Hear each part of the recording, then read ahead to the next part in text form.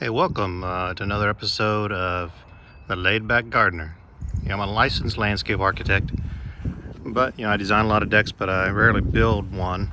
So I just took an opportunity at our new home here to kind of mimic the size 12 by 11 and create a lower deck here and build it all by myself. Added a little bench up there. Today I'm just going to finish the framing around the edge and maybe put in some lattice work or some shiplap siding under there to hide the stuff under the deck. And I'm just going to walk you through the little project. First thing I did was I just marked off the post. I put a post about every 6 feet around the deck. I used some rope and some little stakes to mark it off, measure it off, so made sure it was square. Then I just took a $5 post hole digger that I got at an estate sale one Saturday afternoon and dug out the holes there, you can see. Then I cut the 4x4 pressure treated post to size, sunk them down about 18 inches, which is the frost line here, Central Carolina, and mixed some Quikrete in there, let them set for a couple days. I then came back and did the framing, you can see, and those are 2x6s, nice and strong, hold a lot of weight. Put those all the way around the edge, and then put the joist about 16-inch off center in between that all the way through the deck. And then I put the decking on last Saturday, or 2 Saturdays ago. Those are just a little under an inch by 6, and I was able to get a 12-foot run without doing any cutting, which is great. And not cutting those edges allowed me to get a nice sharp edge right there, you can see. If you cut them, it may not be as sharp. Then I decided to build this little bench. We do a lot of these benches for parks, apartment complexes, pool areas, but especially parks, you see a lot of them, and for home use. Simple. I just made sure I had the 4x4 post going up about 16 inches. The seat is about 18 inches. Once you put the wood on top and frame it out, it comes to about 18. You can see under here I ran some 2x4s across there, and I just hooked them into the existing 6x6, actually maybe an 8x8 post there for the deck. I made sure when I did that the 4x4s line up about right here, so they actually create a shelf for the edges of each of these 6-inch wide deck boards to sit on, so they have support underneath. I used some of the scrap 6-inch decking to build brackets across the edge, fasten them into the deck. One at the end here, you can see the screws. Screwed those in real good. Then I just framed it out. Again, just using the 6-inch deck board. Easy, cheap, gets the job done. Very strong, 3 boards wide, which gives us about, with the edge boards, about 20 inches almost. Nice thick seat. Use it to lay stuff on when I grill up here, or if we have company. Now I did not put a back on it because we're only just a few feet off the ground. We don't have kids. If we ever sell the place, maybe I'll put a little back on it then.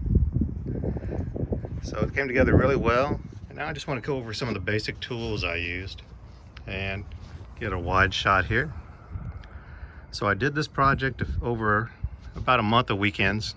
Well, really just Saturdays. About 4-hour stretch on Saturday afternoons. So I didn't overtax myself. The deck itself, all the post and framing, bench. The bench took 3.5 hours to do last week. The decking was the worst of the job because I had to get down on my knees, and it took about 4 hours, 5 hours, and I'm just not, I'm old. I'm in my 50s, so it's harder to get down there and nail those or screw those things down. And I did use screws, not nails.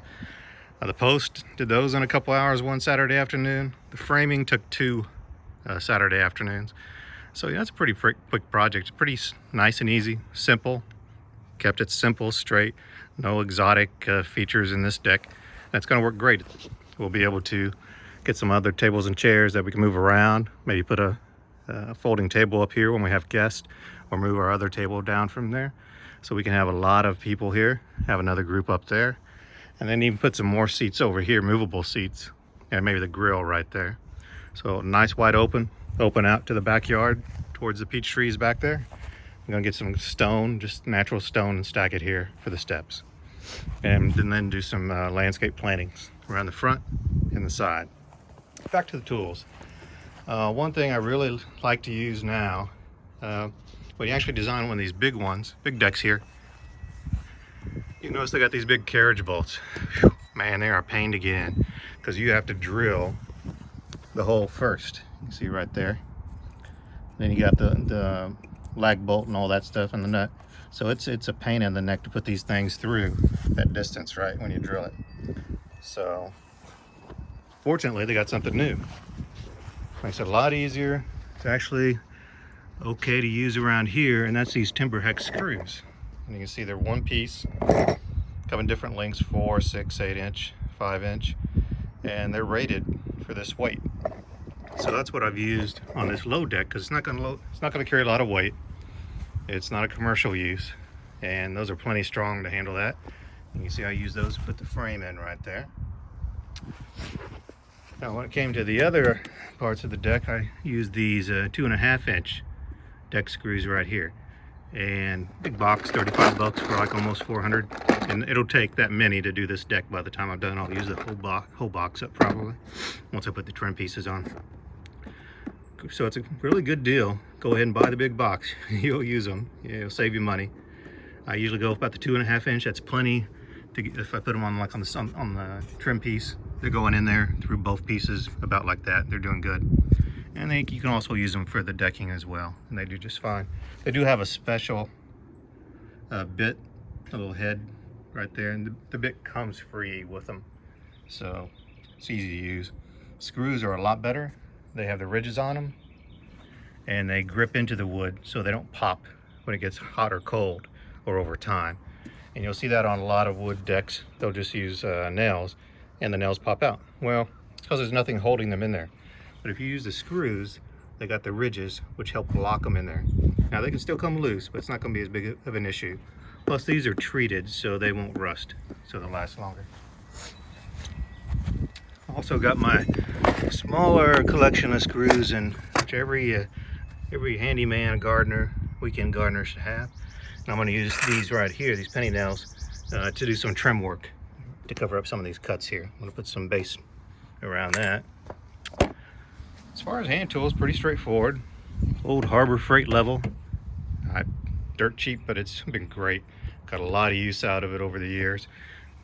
I even use it to, as you can see there, to stomp things into the ground, stakes and stuff, or dirt. And it hasn't broken, it's been great. New acquisition, this Cobalt hammer. I love the Cobalt line. I have a lot of their power tools for the yard.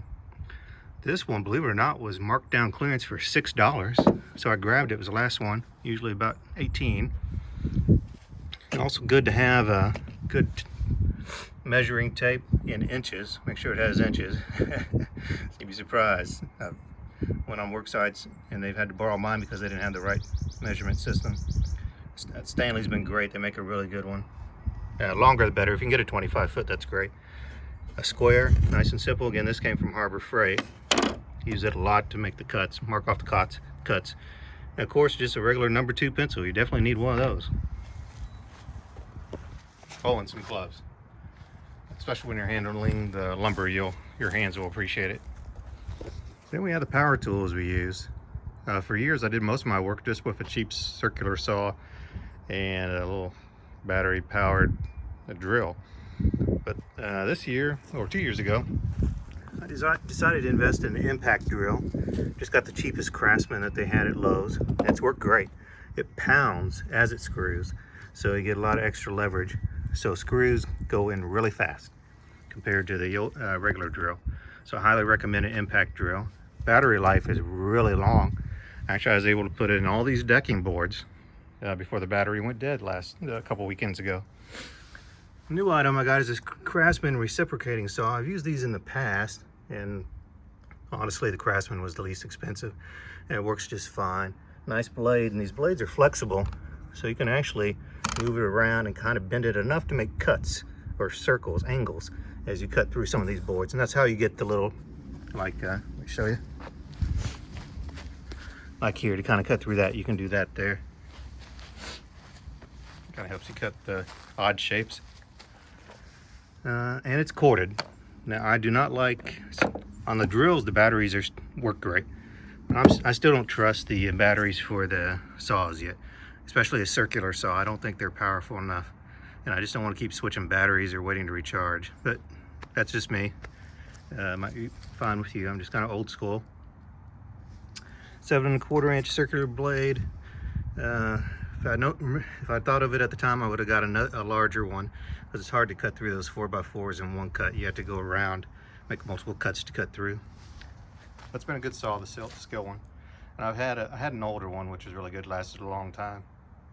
Then of course the extension cord, and I always roll mine up. It's just easier. And we're lucky we got an outlet right there, not too far. A few collection of drill bits and screw bits if I need them. Most important thing, my boba tea. I love bubble tea with a little boba in it. And so I had some left over from Wada boba tea over in Garner, North Carolina.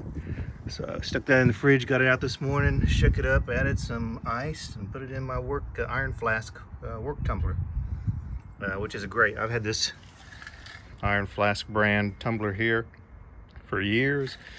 Took it on trips. Use it in the yard all the time. Very rugged. You can throw it around. It's not going to get damaged. It stays cool or warm all day long. So that's kind of where we are at on the deck. I'm going to sign off here now and spend the rest of the day, afternoon, maybe about the next 3 hours, just kind of finishing it up. And I'll talk to you later. Have a great weekend.